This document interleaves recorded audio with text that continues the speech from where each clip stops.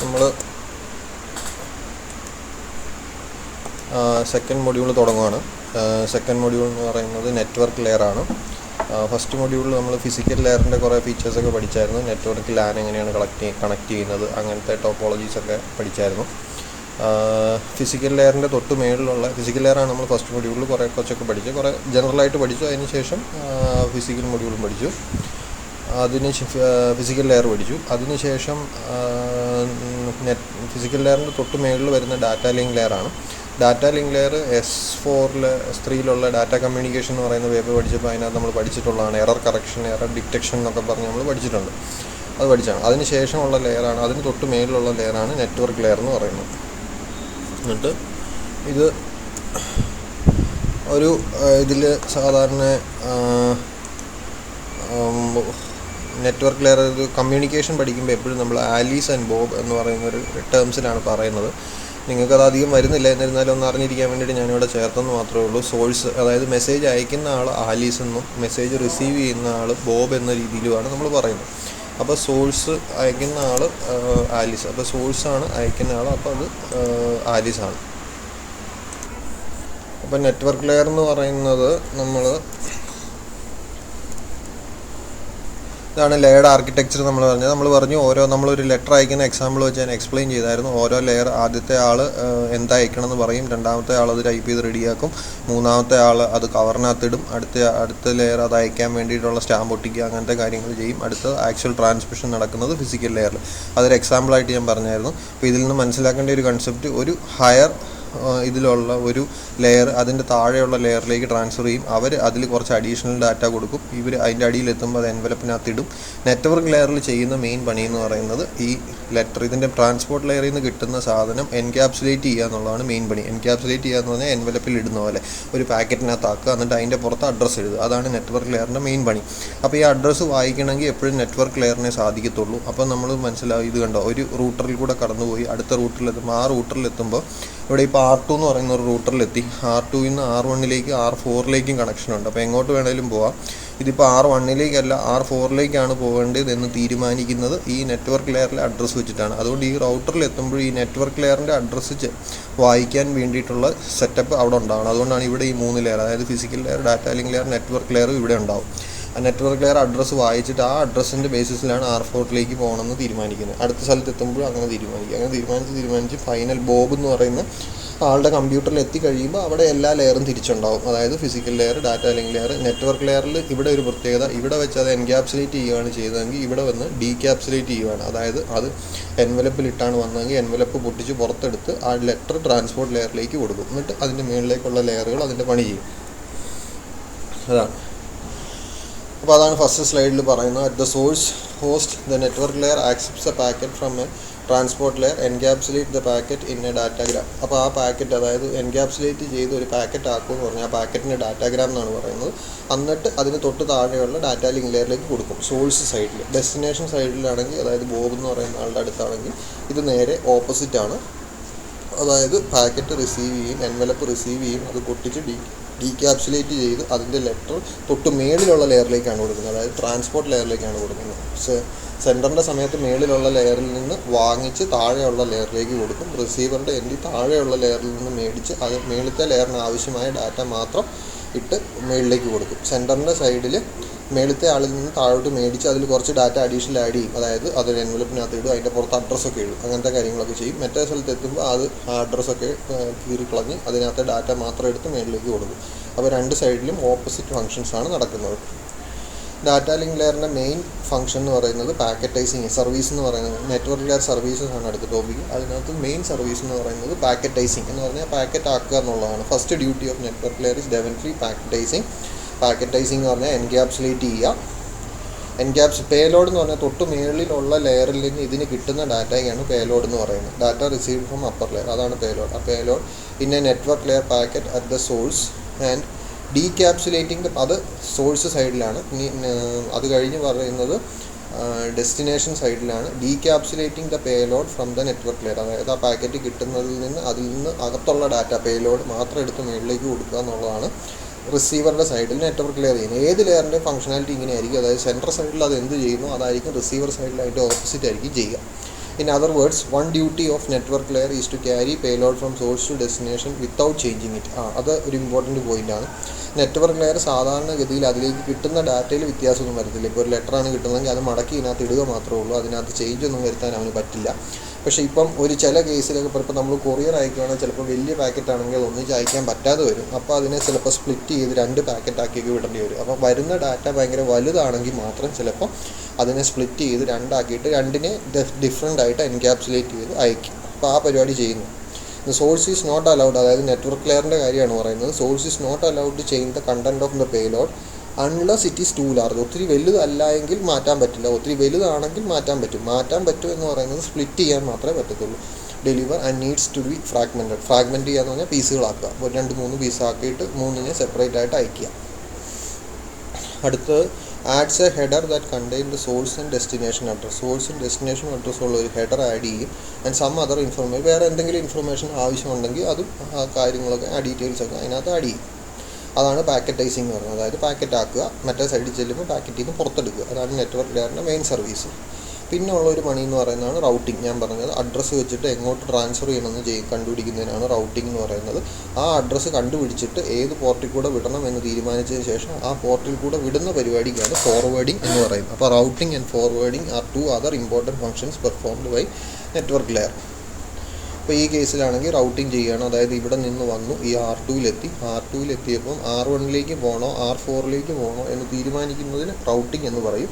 അതിൽ R4-ലേക്ക് തീരുമാനിച്ചു കഴിഞ്ഞാൽ ആ R4-ലേക്ക് ട്രാൻസ്ഫർ ചെയ്യുന്നതിന് ഫോർവേഡിംഗ് എന്ന് പറയും. അതാണ് 2 ഇമ്പോർട്ടൻറ്റ് ഫംഗ്ഷൻ. അതും നെറ്റ്വർക്ക് ലെയറാണ് ചെയ്യുന്നത്. അതുകൊണ്ട് മനസ്സിലാക്കുക, എല്ലാ റൗട്ടറിലും നെറ്റ്വർക്ക് ലെയർ വരെയുള്ള ലെയറുകൾ, അതായത് ഫിസിക്കൽ ലെയറും ഡാറ്റ ലിങ്ക് ലെയറും നെറ്റ്വർക്ക് ലെയറും എല്ലാ റൗട്ടറിലും ഉണ്ടാവും. കാരണം അഡ്രസ്സ് റീഡ് ചെയ്യാൻ പറ്റണം. അപ്പോൾ ഇങ്ങനെയാണ് ട്രാൻസ്ഫർ നടക്കുന്നത്. റൗട്ടിങ്ങിനെ പറ്റിയും ഫോർവേഡിങ്ങിനെ പറ്റിയും ഡീറ്റെയിൽഡ് ആയിട്ട് പറയുകയാണ്. റൗട്ടിംഗ് എന്ന് പറഞ്ഞാൽ network layer is responsible for routing the packet from source to destination. Network layer ആണ് പാക്കറ്റ്, അതായത് സോഴ്സിൽ അത് ആ അഡ്രസ്സ് ആഡ് ചെയ്യും. പിന്നീട് ഓരോ റൗട്ടറിൽ ഓരോ സ്ഥലത്ത് എത്തുമ്പോൾ ആ അഡ്രസ്സ് വായിച്ചിട്ട് അതിനനുസരിച്ച് എങ്ങോട്ട് പോകണമെന്ന് തീരുമാനിക്കും. There is more than 1 route from source to destination. ഒരു സോഴ്സിൽ നിന്ന് ഡെസ്റ്റിനേഷനിലേക്ക് ഒന്നിൽ കൂടുതൽ വഴിയുണ്ടാവും. അതിൽ ഏത് വഴിക്ക് പോകണം എന്നുള്ളത് നെറ്റ്വർക്ക് ലെയറാണ് തീരുമാനിക്കുന്നത്. ഫോർ എക്സാമ്പിൾ ഞാൻ പറഞ്ഞിട്ടുണ്ട്, എറണാകുളത്ത് നിന്ന് തിരുവനന്തപുരത്ത് പോകണമെങ്കിൽ ഒന്നെങ്കിൽ കോട്ടയം വഴിക്ക് പോകാം, അല്ലെങ്കിൽ ആലപ്പുഴ വഴിക്ക് പോകാം. ഇതിൽ ഏത് വഴിക്ക് പോകണമെന്ന് തീരുമാനിക്കുന്നത് ഡെസ്റ്റിനേഷൻ, പല വഴികളുണ്ടാവും, അത് തീരുമാനിക്കുന്നത് നെറ്റ്വർക്ക് ലെയറാണ്. Network layer is responsible for finding the best among these possible routes. അതിലെ ഏറ്റവും നല്ല വഴി അവൻ കണ്ടുപിടിച്ചിട്ട് ആ എളുപ്പമുള്ള വഴിക്ക് ബെസ്റ്റ് ഉള്ള റൂട്ടിൽ വിടും. ബെസ്റ്റ് എന്ന് പറഞ്ഞാൽ പല പാരാമീറ്റേഴ്സ് കൺസിഡർ ചെയ്യും. ഏറ്റവും സമയം കുറവെടുക്കുന്ന, ഏറ്റവും കൺജഷൻ കുറവുള്ള, അങ്ങനെ പല ഫാക്ടേഴ്സ് കൺസിഡർ ചെയ്തിട്ടാണ് ബെസ്റ്റ് റൂട്ട് കണ്ടുപിടിക്കുന്നത്. A network layer has some specific strategies for defining the best route. Best route കണ്ടുപിടിക്കാൻ പല കോംപ്ലക്സ് അൽഗോരിതംസ് ഉണ്ട്. അതൊന്നും അതിൻ്റെ ഡീറ്റെയിൽസൊന്നും നമുക്ക് പഠിക്കാനില്ല. എന്നിരുന്നാലും മനസ്സിലാക്കി വെക്കുക, അങ്ങനെ പല അൽഗോരിതം ഉണ്ട്. This is done by running some routing protocols to create the decision making table for each router. ഓരോ റൗട്ടറിനും ഒരു ഡിസിഷൻ മേക്കിംഗ് ടൂൾ ഉണ്ടാവും. അതായത് ഞാനിപ്പോൾ ഈ കേസിൽ പറഞ്ഞു, ഇയാൾ ആലിസ് ബോബിൻ്റെ അടുത്തേക്ക് ഡാറ്റ അയക്കുകയാണ്. അപ്പോൾ നെറ്റ്വർക്ക് ലെയർ ഒരു അഡ്രസ്സ് കൊടുത്തിട്ടുണ്ടാകും. ആ അഡ്രസ്സ് നോക്കിയിട്ടാണ് ഈ റൗട്ടർ കണ്ടുപിടിക്കുന്നത് R4-ലേക്ക്. അപ്പോൾ ഒരു റൗട്ടിംഗ് ടേബിൾ ഉണ്ടാകും. ഇന്ന IP അഡ്രസ്സ് ആണെങ്കിൽ R4-ലേക്ക് വിടുക, ഇന്ന അഡ്രസ്സ് ആണെങ്കിൽ R1-ലേക്ക് വിടുക. അപ്പോൾ R4-ലാണെങ്കിൽ അതുപോലെ തന്നെ ഉണ്ടാവും, R7-ൽ അതുപോലെ ഉണ്ടാവും. എല്ലായിടത്തും ഒരു റൗട്ടിംഗ് ടേബിൾ ഉണ്ടാവും. റൗട്ടിംഗ് ടേബിൾ എന്ന് പറഞ്ഞാൽ ബേസിക്കലി 2 എൻട്രി ഉള്ളൂ. ഒന്ന് അഡ്രസ്സും ഒന്നൊരു പോർട്ടും. അതായത് ഇതിനിപ്പം ഇപ്പോൾ ഈ R2-നാണെങ്കിൽ ശരിക്കും പറഞ്ഞാൽ 3 പോർട്ടുണ്ട്. ഇവിടുന്ന് ഡാറ്റ വരുന്ന ഒരു പോർട്ടുണ്ട്, R1-ലേക്ക് കണക്ട് ചെയ്യുന്ന ഒരു പോർട്ടുണ്ട്, R4-ലേക്ക് കണക്ട് ചെയ്യുന്ന ഒരു പോർട്ടുമുണ്ട്. ആ 3 പോർട്ടിൽ ഏത് പോർട്ടിൽ കൂടെ, അതായത് ഇന്ന IP അഡ്രസ്സാണ് ഇന്ന പോർട്ടിൽ കൂടെ ഫോർവേഡ് ചെയ്യുക എന്നുള്ള രീതിയിൽ ആയിരിക്കും വന്നേക്കുന്നത്. അപ്പോൾ ഒരു ടേബിൾ ആയിരിക്കും. ടേബിളിൻ്റെ സ്ട്രക്ചർ കാണിച്ചു തരാം. അപ്പോൾ റൗട്ടിംഗ് പറഞ്ഞു. അടുത്തത് ഫോർവേഡിംഗ് ആണ്. ഫോർവേഡിംഗ് സിമ്പിളാണ്. അതായത് നമ്മുടെ ഇത് കണ്ടുപിടിച്ച് കഴിഞ്ഞാൽ ഇതിലെ കൂടെ പോകണം എന്ന് കണ്ടുപിടിച്ച് കഴിഞ്ഞാൽ ആ വഴിക്ക് ട്രാൻസ്ഫർ ചെയ്യുന്നതിനാണ് ഫോർവേഡിംഗ് എന്ന് പറയുന്നത്. Forwarding can be defined as the action applied by each router when a packet arrives at it interfaces. ഒരു റൗട്ടറിൽ ഒരു പാക്കറ്റ് എത്തുമ്പോൾ ആ പാക്കറ്റ് ചെയ്യുന്ന പരിപാടി, അതായത് എങ്ങോട്ട് ഫോർവേഡ് ചെയ്യണം, എങ്ങോട്ട് വിടണം എന്ന് തീരുമാനിച്ചിട്ട് അങ്ങോട്ട് പറഞ്ഞു വിടുന്നതിനാണ് ഫോർവേഡിംഗ് എന്ന് പറയുന്നത്. The decision making table a router normally uses for applying this action is sometimes called forwarding table. ആ ഡിസിഷൻ മേക്കിംഗ് ടേബിൾ ഏതിൽ കൂടെ ഫോർവേഡ് ചെയ്യണം എന്നുള്ള റൗട്ടിംഗ് ടേബിൾ ഉണ്ടെന്ന് പറഞ്ഞാൽ അതിന് ഫോർവേഡിംഗ് ടേബിൾ എന്നും പറയും. To make this decision, the router uses a piece of information in the packet header which can be destination address. Destination address, അതായത് ഇവനെ എങ്ങോട്ട് പോകണം എന്ന് തീരുമാനിച്ചിട്ടാണ് ഇവനെ ഏത് വഴിക്ക് വിടണം എന്ന് തീരുമാനിക്കുന്നത്. or label to find the corresponding output interface. ഞാൻ പറഞ്ഞ പോലെ 3 പോർട്ടുകൾ 3 ഇൻ്റർഫേസ് ഉണ്ട്, അതിൽ ഏത് ഇൻ്റർഫേസിൽ കൂടെ ഫോർവേഡ് ചെയ്യണമെന്ന് തീരുമാനിക്കും. അപ്പോൾ ഇത് നോക്കിക്കൊള്ളുക. ഇത് ഇവിടുന്ന് സെൻട്രലിൽ നിന്ന് ഡാറ്റ, ഇവിടെ ഒരു സോഴ്സ് ഉണ്ട്, സോഴ്സിൽ നിന്ന് ഡാറ്റ ഒരു റൗട്ടറിലേക്ക് വന്നു. ഈ റൗട്ടറിൽ നിന്ന് 3 കണക്ഷനുണ്ട്. 3 വഴിക്ക് പോയാലും നമ്മുടെ ഡെസ്റ്റിനേഷൻ ഇവിടെയാണ്. ഈ ഡെസ്റ്റിനേഷനിലാണ് എത്തേണ്ടതെങ്കിൽ ഇവന് വേണമെങ്കിൽ ഇതിലേ വേണമെങ്കിലും വിടാം, ഇതിലെ ഡാറ്റ വേണമെങ്കിലും വിടാം, ഈ പറഞ്ഞ വഴിക്ക് വേണമെങ്കിലും വിടാം, എല്ലാം ഇവിടെ എത്തും. പക്ഷേ ഇതിലെ ഏത് വഴിക്ക് വിടണം എന്നുള്ളത് അവന് ഒരു അൽഗോരിതം ഉപയോഗിച്ച് കണ്ടുപിടിക്കും. ഇതിലേതാണ് ഏറ്റവും എളുപ്പമുള്ള വഴി എന്നുള്ളതിന് അവൻ ആലോചിച്ച് കണ്ടുപിടിക്കും. അപ്പോൾ അതിനനുസരിച്ച് ഒരു എൻട്രി ഒക്കെ ഉണ്ടാവും. ആ എൻട്രിക്ക് അനുസരിച്ച് ഓക്കെ ഇന്ന IP അഡ്രസ്സ് ആണോ, അപ്പോൾ ശരി ഇന്ന ഈ വഴിക്ക് പോകും എന്ന് പറഞ്ഞു വിടുന്നതിനാണ് റൗട്ടിങ് ആൻഡ് ഫോർവേഡിംഗ് എന്ന് പറയുന്നത്. റൗട്ടിംഗ് എന്ന് പറയുന്നത് ഇന്ന വഴിക്ക് ഇന്ന വഴിക്ക് ഇവൻ തീരുമാനിക്കുകയാണ് ഈ മൂന്നാമത്തേതിൽ കൂടെ പോയാൽ മതി, 1 2 3 ആണെങ്കിൽ ഈ മൂന്നാമത്തേതിൽ കൂടെ പോയാൽ മതി എന്ന് പറയാണ്. അപ്പോൾ അതിന് റൗട്ടിംഗ് എന്ന് പറയും. ആ മൂന്നാമത്തേതിൽ കൂടെ ഫോർവേഡ് ചെയ്ത ഡാറ്റ ഇങ്ങോട്ട് വിടുന്നതിന് ഫോർവേഡിംഗ് എന്നും പറയും. ഇതാണ് ഒരു ഫോർവേഡിംഗ് ടേബിളിൻ്റെ എക്സാമ്പിളാണ്. ഫോർവേഡിംഗ് ടേബിളിൽ അഡ്രസ്സ്, ഡെസ്റ്റിനേഷൻ്റെ അഡ്രസ്സ് A ആണെന്നുണ്ടെങ്കിൽ ഔട്ട്പുട്ട് ഇൻ്റർഫേസ് 1 ഫസ്റ്റ് പോർട്ടിൽ കൂടെ വിടുക, B ആണെന്നുണ്ടെങ്കിൽ സെക്കൻഡ് പോർട്ടിൽ കൂടെ വിടുക, അങ്ങനെയായിരിക്കും അതിനകത്തുള്ളത്. ഇപ്പോൾ ചില കേസിൽ അഡ്രസ്സ് ഞാൻ ഓൾറെഡി ഫസ്റ്റ് മൊഡ്യൂൾ പഠിപ്പിച്ചപ്പോൾ പറഞ്ഞിട്ടുള്ളതാണ്. ചിലപ്പോൾ സോഴ്സ് ആൻഡ് ഡെസ്റ്റിനേഷൻ അഡ്രസ്സ് ചില MAC അഡ്രസ്സൊക്കെ ആണെങ്കിൽ ഡിഫറൻസ് വരില്ല, IP അഡ്രസ്സ് ആണെങ്കിൽ ചിലപ്പോൾ ഡിഫറൻസ് വരും എന്നൊക്കെ പറഞ്ഞായിരുന്നു. അങ്ങനെ ഈ വരുന്നത് ഇതൊരു എക്സാമ്പിൾ കാണിച്ചെന്ന് മാത്രമേ ഉള്ളൂ. അപ്പോൾ ഇതിൽ B ഇവിടെ വന്നിട്ടുണ്ട്, ഇവിടെ നിന്ന് അടുത്ത പോർട്ടിലേക്ക് വിട്ട് കഴിയുമ്പോൾ അതിൻ്റെ അഡ്രസ്സ് മാറുന്നുണ്ട്, C എന്ന് പറയുന്ന അഡ്രസ്സാക്കി വിട്ടു. അപ്പോൾ അടുത്തടുത്ത് ചെല്ലുമ്പോഴും ഇതുപോലെ ഒരു ടേബിൾ അവിടെ ഉണ്ടാവും. C ആണെങ്കിൽ ഇന്ന സ്ഥലത്തേക്ക് പോകണം, B ആണെങ്കിൽ ഇന്ന സ്ഥലത്തേക്ക് പോകണം എന്ന് പറഞ്ഞാൽ ഇതുണ്ടാവും. ഇതുണ്ടല്ലേ, ഈ റൗട്ടറിൻ്റെയാണ് ടേബിൾ കാണിച്ചിരിക്കുന്നത്. ഇതിൽ 1 2 3 4 പോർട്ടുണ്ട്. ഇതിൽ ഏത് പോർട്ടിൽ കൂടെ പോകണം എന്നാണ് ഇവിടെ പറഞ്ഞു കൊടുത്തേക്കുന്നത്. ഇത്രയുമാണ് നമ്മുടെ നെറ്റ്വർക്ക് ലെയറിൻ്റെ മെയിൻ സർവീസസ്. പിന്നെ ഇത് കൂടാതെ അഡീഷണൽ കുറച്ച് പണിയുണ്ട്. എന്തായാലും ഒരു നെറ്റ്വർക്ക് ലെയർ ഇരിക്കുമല്ലോ, കുറച്ച് പണി നീയും എടുത്തോന്നും പറഞ്ഞ് കുറച്ച് അഡീഷണൽ പണികളും കൂടെ ഉണ്ട്. അത് ചിലപ്പോഴൊക്കെ നെറ്റ്വർക്ക് ലെയർ ചെയ്യാറുള്ളൂ. അതാണ് അതർ സർവീസസ് എന്ന് പറയുന്നത്. ആദ്യത്തേത് എറർ കൺട്രോളാണ്. എറർ കൺട്രോൾ ഞാൻ പറഞ്ഞു സാധാരണഗതിയിൽ ഡാറ്റ ലിങ്ക് ലെയറാണ് ചെയ്യുന്നത്. പക്ഷേ ചില കേസിൽ അത് ഇതിലും നെറ്റ്വർക്ക് ലെയറിനും ചെയ്യാറുണ്ട്. Usually done by data link layer, but the error control can be implemented in the network layer. The designers of the network layer have added a checksum field. Checksum എന്ന് പറഞ്ഞാൽ എറർ ഉണ്ടോ എന്ന് കണ്ടുപിടിക്കാൻ വേണ്ടിയിട്ടുള്ളതാണ്. checksum field to the datagram to control any corruption in the header, not in the whole datagram. അതായത് നമ്മുടെ network layer add ചെയ്യുന്നത് header ഉണ്ടല്ലോ, നെറ്റ്വർക്ക് ലെയറിൻ്റെ ഒരു ഹെഡർ ഉണ്ടാവും. ഹെഡർ എന്ന് പറഞ്ഞാൽ അഡ്രസ്സും ബാക്കി കാര്യങ്ങൾ, സോഴ്സ് ഡെസ്റ്റിനേഷൻ അഡ്രസ്സും ബാക്കി കാര്യങ്ങൾ, ഇപ്പോൾ പേലോഡിൻ്റെ അതായത് ഡാറ്റയുടെ ലെങ്തും ഒക്കെ ആയിരിക്കും ആ ഹെഡറിലുള്ളത്. ആ ഹെഡറിൽ എറർ വന്നിട്ടുണ്ടോ എന്ന് കണ്ടുപിടിക്കാനുള്ള ഒരു ചെക്സം ഫീൽഡ് ആഡ് ചെയ്യും. ബാക്കി ഡാറ്റയിൽ എറർ വന്നിട്ടുണ്ടോ എന്നുള്ളത് കണ്ടുപിടിക്കുന്നത് ഡാറ്റ ലിങ്ക് ലെയർ ചെയ്തോളൂ. പക്ഷേ ഇവൻ ആ ഹെഡറിന് എറർ വന്നിട്ടുണ്ടോ എന്നുള്ളത് ചിലപ്പോൾ ചില കേസിൽ ചെയ്യാറുണ്ട്. Checksum may prevent any changes of correction in the header datagram. അതായത് ചെക്സം കൊടുത്തു കഴിഞ്ഞാൽ അതിൻ്റെ എറർ ഉണ്ടെങ്കിൽ കണ്ടുപിടിക്കാൻ പറ്റും. The network layer in the internet does this error control by using auxiliary protocol. ICMP എന്ന് പറയുന്ന ഒരു പ്രോട്ടോകോൾ ഉപയോഗിച്ചിട്ടാണ് ഈ എറർ കൺട്രോൾ നടക്കുന്നത്. That provide some kind of error control. അപ്പോൾ നെറ്റ്വർക്ക് ലെയർ എറർ കൺട്രോളിന് യൂസ് ചെയ്യുന്ന പ്രോട്ടോകോൾ എന്ന് പറയുന്നത് ICMP എന്ന് പറയുന്ന പ്രോട്ടോകോളാണ്. ഇനി അത് എറർ കൺട്രോളാണ് ഫസ്റ്റ്. പിന്നെ flow control, congestion control, quality of service, security, ഇത്രയാണ് അതർ സർവീസസ്. അതായത് മെയിൻ പണി കൂടാതെ സൈഡ് പണികളാണ് ഇതൊക്കെ.